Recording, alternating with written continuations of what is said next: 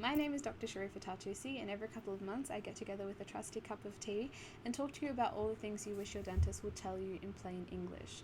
Today we'll be talking about why we see our dentist once every 6 months. I get this question quite often, and I get asked, Sharifa, I get it, like my teeth are important, but why do I have to see my dentist every 6 months? Why can't I just see them when my teeth hurt, or when I notice something is different, or when I need a smile makeover?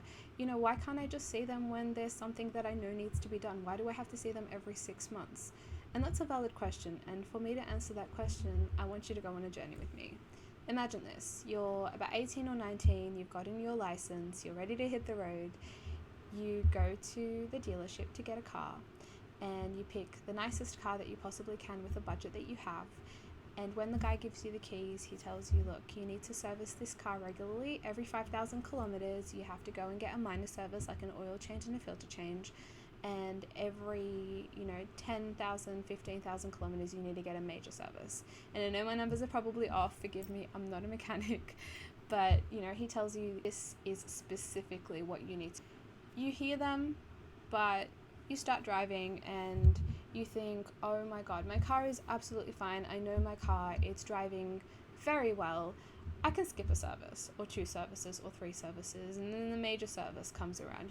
You're at 20,000 kilometers and you think, look, it's going to cost me money to go to the mechanic, and that's money I could be using elsewhere, and I really don't need to go and put my car at the mechanics for a day. It's really inconvenient, and my car's driving well. Like, I'm putting good fuel in it, I take care of it, I'm using it every single day, and it's not really doing anything out of the ordinary. Why do I need to see a mechanic? So you keep doing that. It's absolutely fine for a couple of years, and then you're 4 years in, you're about 22 or 23, you're going on a road trip, you've taken time off, you and your friends are all in the car, you're super excited, you're singing songs at the tops of your lungs, and then your engine light starts flashing. So you pull into the service lane, the tow truck comes, takes it to the nearest mechanic, they do all the diagnostics, and then they say, oh look, there's a really big problem with the electrical in the car, and your engine is kind of blown out, and we need to get a part from overseas, and it's going to cost you quite a bit of money to fix that. And you sit there and you say, hello mechanic person, how come this happened? My car was driving absolutely fine like a week ago. And they say to you, look, this is a problem that's probably been going on for a while. It doesn't show up until something like this happens, and your mechanic should have picked it up at your last major service. And then you bring out your service book and you haven't booked your last major service or the last 3 major services. And so something that could have been a really simple part change has become a big overhaul, and now you're missing your car for a really long time. So your teeth work in a really similar way. You get 2 sets of teeth in your lifetime. You get your baby teeth and they fall out, and then you get your adult teeth. And once you have your adult teeth, you need to keep those for the foreseeable future. So I suppose that's one difference between the analogy and your actual teeth, is that you can replace the car, but you can't replace your teeth. So if you don't go to the dentist every 6 months or 12 months or whatever interval actually works for you, like, I understand that there are constraining factors, but if you don't make an effort to go and take care of your teeth, little problems can start. And if you're seeing your dentist every 6 months and your dentist is looking at your teeth at that appointment, and they can see what's going on, they'll often tell you, look, there's this little thing that I'm a little bit concerned about. We can monitor it, or we can put some fluoride in, or we can use this different toothpaste, or adjust your brushing technique, or put in a sealant. And then it's something that if it gets a little bit bigger, they can put in a small filling.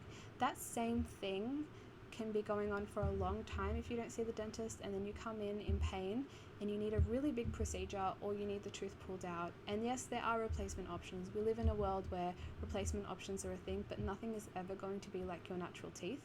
Your natural teeth are also something that you're using all the time.